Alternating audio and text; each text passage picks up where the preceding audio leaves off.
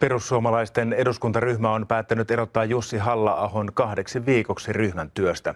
Päätös oli yksimielinen. Puoluejohtaja Timo Soini ehdotti vielä eilen Halla-ahon erottamista kuukaudeksi. Halla-aho itse ei halua tulkita, oliko ryhmän tämänpäiväinen ratkaisu näpäytys Soinille. Jussi Halla-ahon kirjoitus tarpeesta saada Kreikkaan sotilasjuntta oli liikaa jopa perussuomalaisille. Sen seurauksena Halla-aho erotettiin ryhmästä 2 viikoksi.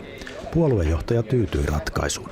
Meillä oli kuitenkin suuri helpotus ja isot taputukset ryhmän jälkeen, kun tämä tuli. Tämä on ollut kova ja rankka paikka. Soini vaati vielä eilen erottamista kuukaudeksi, mutta rangaistus puolittui eduskuntaryhmässä. Oliko se nöyryytys? En mä oikein ymmärrä, että miten siitä voi tollaista johtopäätöstä vetää. Koitteko, että pääsitte vähän näpäyttämään Soinia, kun hän joutui siitä vuorokausi sitten ilmoittamasta 1 kuukaudesta sulattamaan vaatimuksensa 2 viikkoon?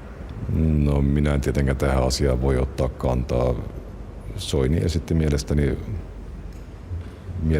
hyvin sovinnollisen ehdotuksen tilanteen ratkaisemiseksi ja varmaan laaja yksimielisyys vallitsi ryhmässä siitä, että tämä on paras tapa kaikkien kannalta mennä eteenpäin.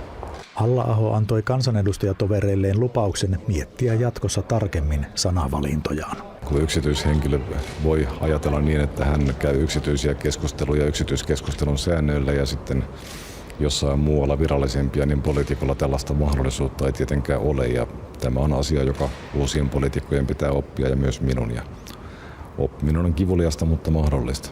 Ja se tapahtuu 2 viikossa? No kyllä minä varmaan aloitan sen ihan tästä päivästä.